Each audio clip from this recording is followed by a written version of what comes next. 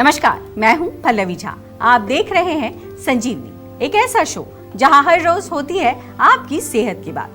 Doctor Pratap Chauhan के साथ आज के शो में आपकी सेहत की कौन सी जरूरी बात है, आइए देखते हैं। क्या आपके बाल पतले और कमजोर हो गए हैं? क्या आपको भी अपने बालों की चिंता होनी शुरू हो गई है? तो घबराइए नहीं। सेहत के नंबर 8860104040 पर तुरंत कॉल करें और मेरे साथ संजीवनी देखना ना भूलें।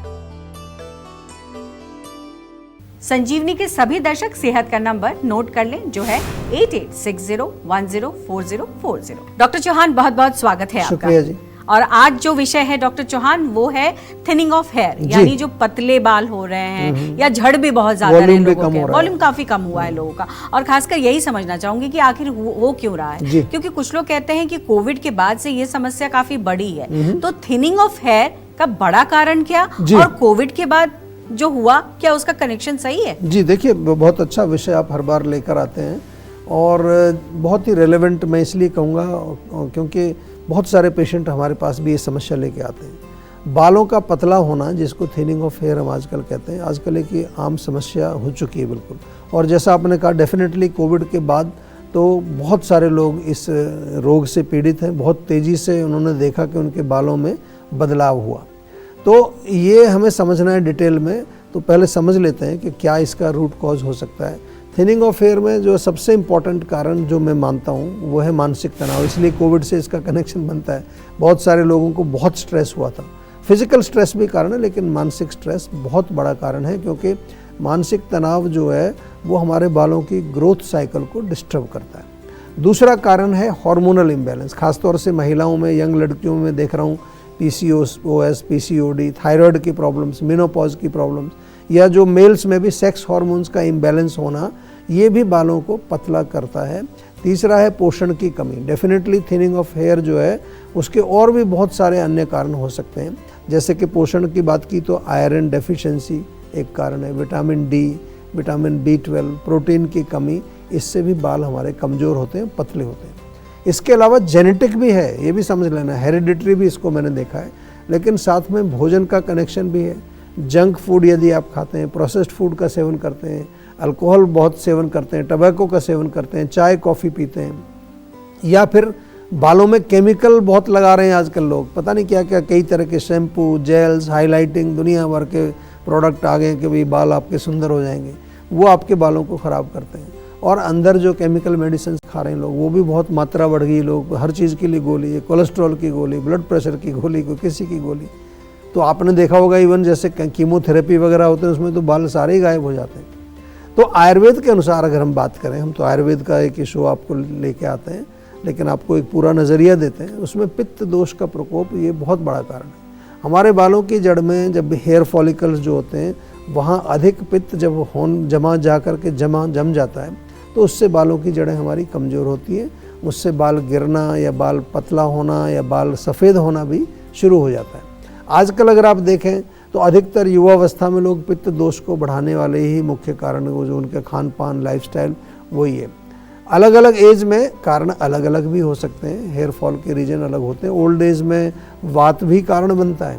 जब थोड़ा सा आप 50 के ऊपर जब जाने लगते हैं तो फिर आपके हेयर में ड्राइनेस बहुत होती है, तो ऑयलिंग लोग करते नहीं हैं।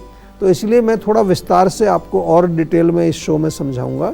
यदि आपको बालों की समस्या है किसी भी प्रकार की, थिनिंग ऑफ हेयर है, वॉल्यूम कम हो रहा है, पैचेस बन गए हैं, बॉल्डनेस हो गया है, एलोपेशिया हो गया है, या फिर बाल ऐसे ही नेचुरली गिर रहे हैं आपके, बहुत ज़्यादा सफ़ेद हो गए हैं, इमेच्योर, अभी आपकी एज ज़्यादा नहीं है, तो फिर आपको आयुर्वेद से जुड़ना पड़ेगा। और उसके लिए मैं सीधा कहता हूँ कि कहीं इधर उधर मत भटकिए।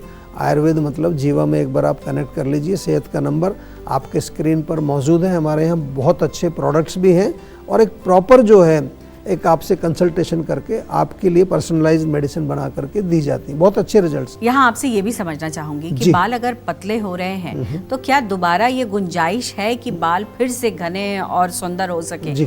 और दूसरी बात ये, चूंकि डाइट की आपने बहुत महत्वपूर्ण बात कही है, तो डाइट अगर कहीं से भी इधर उधर है तो ये सीधा असर डालेगा बालों पर। तो क्या डाइट में कुछ तरीके का बदलाव होना चाहिए? माइक्रो न्यूट्रिएंट्स जब हम बात करते हैं तो वो कितना जरूरी हो जाता है हमारे बालों के लिए? तो ये तमाम जो चीज़ें हमारे दर्शकों को भी समझाइए ताकि वो बेहतर तरीके से समझ सकें। देखिए बिल्कुल समझाएंगे, और मैं तो बार बार ये कहता हूँ कि डेफिनेटली जो है अगर आपके बाल पतले हो रहे हैं तो वो दोबारा से घने हो सकते हैं। जीवा में हम देखते हैं पूरी दुनिया से बालों की समस्या लेकर के पेशेंट्स आते हैं और बहुत अच्छे रिजल्ट, मैंने पहले भी कहा।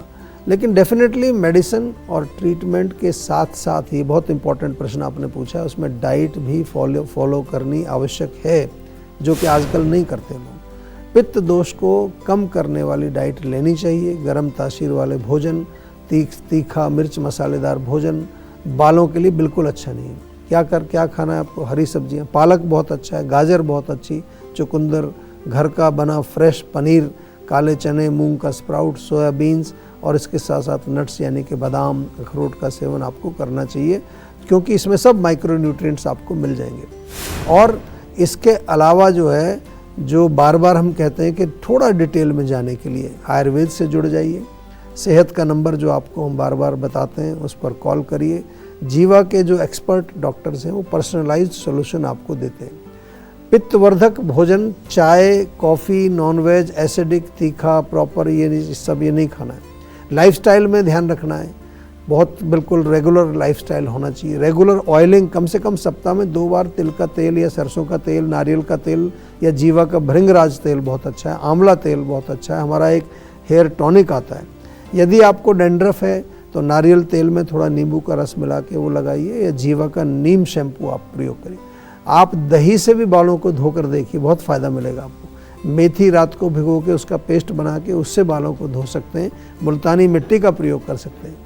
इंटरनली जो है आंवला ज़रूर खाइए, किसी भी रूप में फ्रेश आंवला खाइए, जीवा की आंवला टैबलेट, या फिर जो है आंवले का लेप भी लगा सकते हैं आप। अगर पेट साफ़ नहीं होता है तो त्रिफला बहुत अच्छा है, वो ज़रूर आप लें।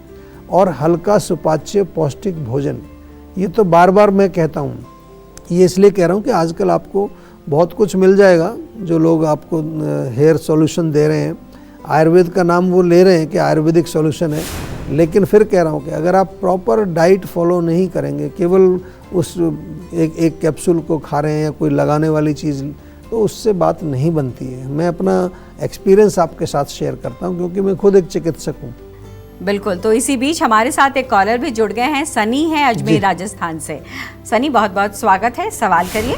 हेलो। हाँ जी, नमस्कार। नमस्कार सर, मेरी ना उम्र 23 साल है और फिर भी मेरे बाल ना सफेद हो रहे हैं सर। अच्छा, तो आज तो हम बालों के बारे में ही बात कर रहे हैं, तो काफ़ी सारी चीज़ें मैंने बताई, अगर आप सुन रहे हैं तो उनका ज़रूर प्रयोग करिए। और यहाँ पर जो सफ़ेद बालों का जो मेन कारण है, 2 मेन कारण मैं बताऊँ आपको। अगर जड़ पे ही जाना है तो पित्त है, और वैसे जनरल में बताऊँ तो जो केमिकल बालों में हम लगा रहे हैं आजकल, बालों में तेल हम लगाते नहीं है, नेचुरल हेयर केयर हमने बंद कर दी। इसीलिए मैं हेयर केयर की भी बात करता हूँ। तो आपसे हमारे यहाँ जीवा में आयुर्वेदिक तेल है, आयुर्वेदिक शैम्पू है, आयुर्वेदिक लेप हैं, आयुर्वेदिक टॉनिक हैं, आयुर्वेदिक हेयर कंडीशनर, आपको सब चीज़ आयुर्वेदिक आपको अवेलेबल है।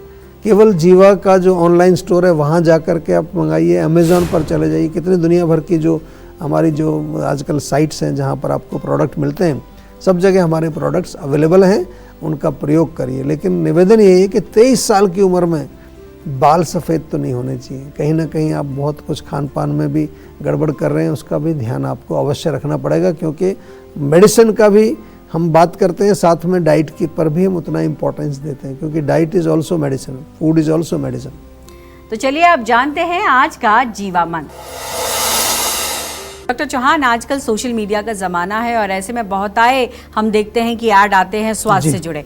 तो ऐसे में बालों को लेकर भी बहुत सारी कंपनियां ये दावा करती हुई नज़र आती हैं कि क्या समस्या है, पहले उसके बारे में समझना, और फिर उस पर ये सवाल होता है कि आपका क्या स्लीप पैटर्न कैसा है, आप क्या रहे हैं, आपको कोई बीमारी तो नहीं है, और उसको समझ के उसके बाद वो घर प्रोडक्ट्स को भेज देते हैं। जी। तो इस पर आपकी क्या राय है, क्या लोगों को उस पर भरोसा करना चाहिए? और जब हम जीवा की बात करते हैं तो जीवा में आप बहुत बारीकी से चीज़ों को समझाते हुए नजर आते हैं, तो ऐसे में जीवा पर भरोसा करना क्यों ज़रूरी है लोगों को, ये भी आज हमारे दर्शकों को समझाइए कि क्या कैसे अलग है जीवा। देखिए, सबसे पहले तो मैं बार बार एक कहता हूँ, कोई भी आपको अगर ऐसा कुछ जादू दिखा रहा है कि भाई ये लगा लो, इससे 3 महीने में आपके बाल इतने लंबे हो जाएंगे, तो वो उनको तो नहीं समझना है। सबसे पहले तो मैं यही कहूँगा कि बालों का ट्रीटमेंट शुरू करने से पहले आपको ये समझना है कि आपके बालों की समस्या की जड़ क्या है, रूट कॉज क्या है।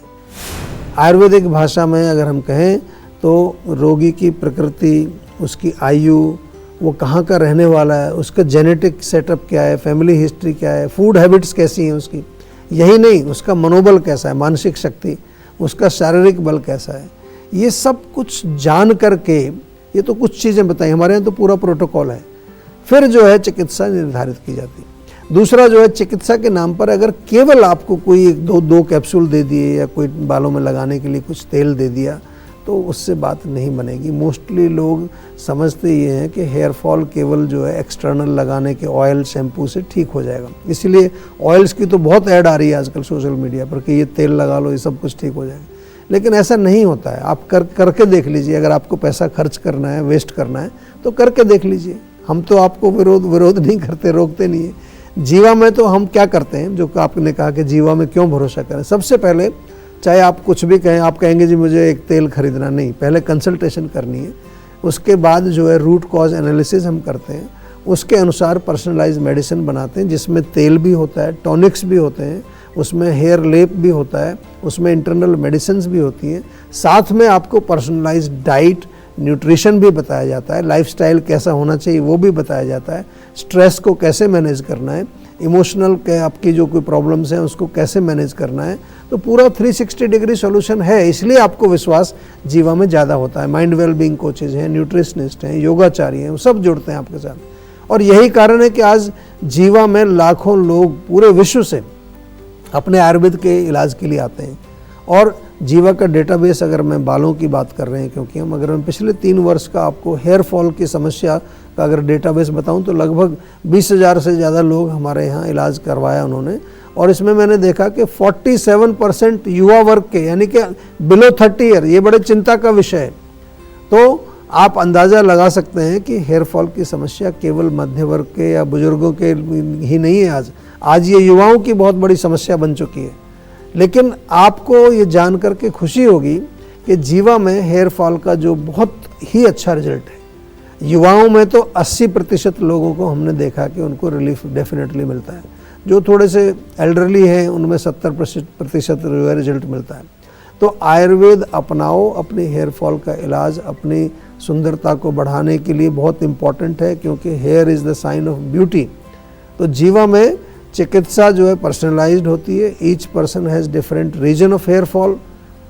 जीवा में जो प्रोटोकॉल हमने बनाए रूट कॉज बेस्ड प्रोटोकॉल हैं, और जीवा में हेयर फॉल का ट्रीटमेंट कोई OTC प्रोडक्ट हम नहीं बताते। कोई आपने कॉल किया कि हमारा तेल खरीद लो, शैम्पू खरीद लो, वो हमारे यहाँ नहीं है। वो मेंटेनेंस के लिए हम बताते हैं। हमने अभी इस शो में भी बताया आपको कि हमारे कुछ तेल हैं, लेप हैं, शैम्पू हैं, वो आप मेंटेनेंस के लिए और बालों को स्वस्थ रखने के लिए, हेयर केयर के लिए उसको प्रयोग करिए। लेकिन जब कोई समस्या है तो जो हमारे डॉक्टर आपके लिए निर्धारित करेंगे वही आपको लेना है। तो आई होप आपको समझ आ गया होगा कि आप जीवा को क्यों आप अपनाएं, और जो बाकी चल रहा है सोशल मीडिया पर, वहाँ आपको किन किन बातों का ध्यान रखना है, सतर्क रहना है कि कहीं आपका समय वेस्ट ना हो और पैसा वेस्ट ना हो।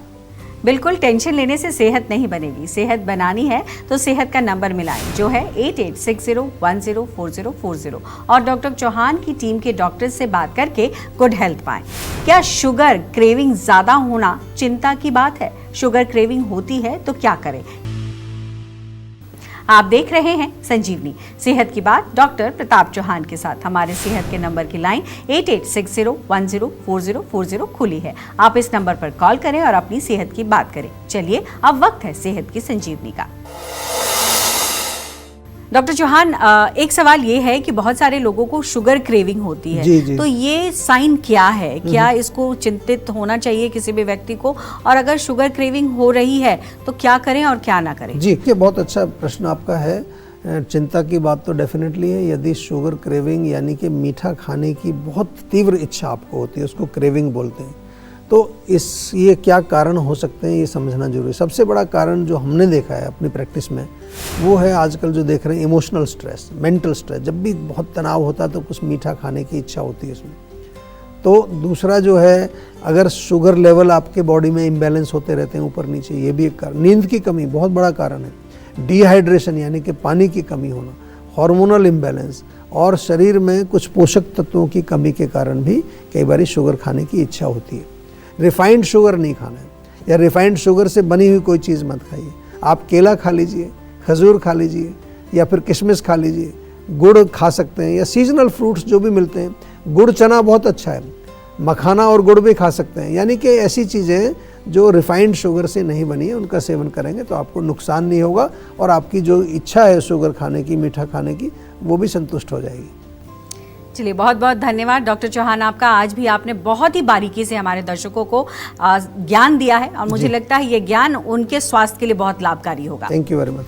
सेहत बनानी है तो सेहत का नंबर मिलाएं और अपनी कॉल रजिस्टर कराएं। जीवा सेहत का नंबर है 8860104040। अगर सेहत से जुड़े आपके सवाल हैं तो ईमेल करें। जीवा की ईमेल आईडी है info@jiva.com। आप फेसबुक के जरिए भी जीवा से जुड़ सकते हैं। जीवा की फेसबुक आईडी है www.facebook.com/जीवा आयुर्वेदा।